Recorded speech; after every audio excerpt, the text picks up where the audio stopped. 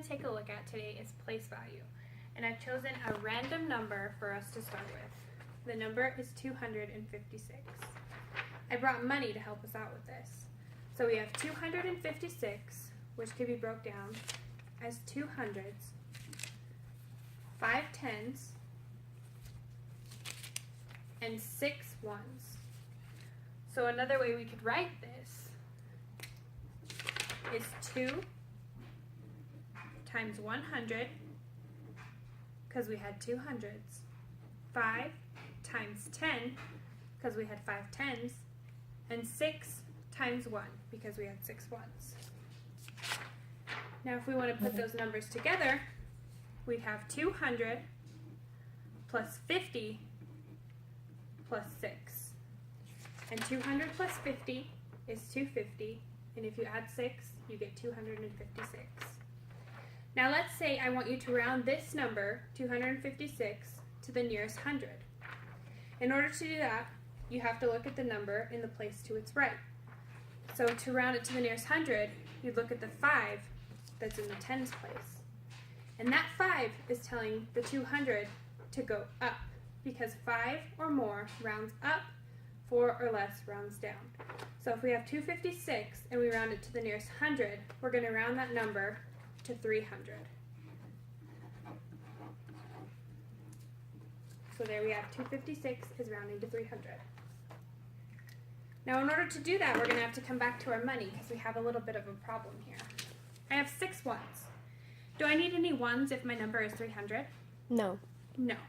So if I have 6 ones and I want to get rid of them, what do I need to do? Add 4 more ones. Add 4 more ones. 1, 2, 3, 4. Now that I have 10 ones, I can trade those in for a $10 bill. But we still kind of have an issue here, don't we? We have 6 tens and 2 hundreds, but we need our number to be 300. So, what do I need to trade these in for? Add 4 more tens. Add 4 more tens so we can trade it in for 100. 100. So now that I have 10 tens, I can trade that in for 100. And now I have $300. The next thing we're going to take a look at is greater than, less than, and equal to. And that looks just like this. Greater than, less than, and equal to. And I like to think of these symbols as crocodiles. And the crocodile always eats the bigger number.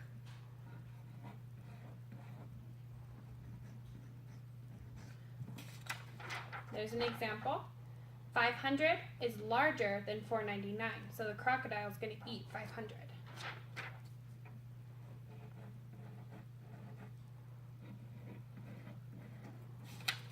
Same numbers, but different order, so it's going to face the 500 still. And then here's an example of 2 numbers that are equal, and I'll show you how that is in just a second.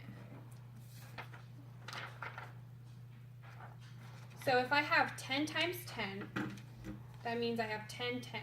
1, 2, 3, 4, 5, 6, 7, 8, 9, and 10. There's 10 tens, which is the same as 100, which is why we traded those up earlier. Now let's go over some examples together. If I have the number 305 and 422, which way is the crocodile going to face? To the 305. It's going to face towards the 422. Now if I have the number 601 and 611, which way is the crocodile going to face? 611. 611. Now if I have 10 times 10 and 100, what's the comparison between those 2 numbers? They're equal. They're equal because they're the exact same, because 10 times 10 is 100. Alright students, now I think we understand place value, comparing numbers with greater than, equal to, and less than, and rounding numbers to the nearest 10. 100.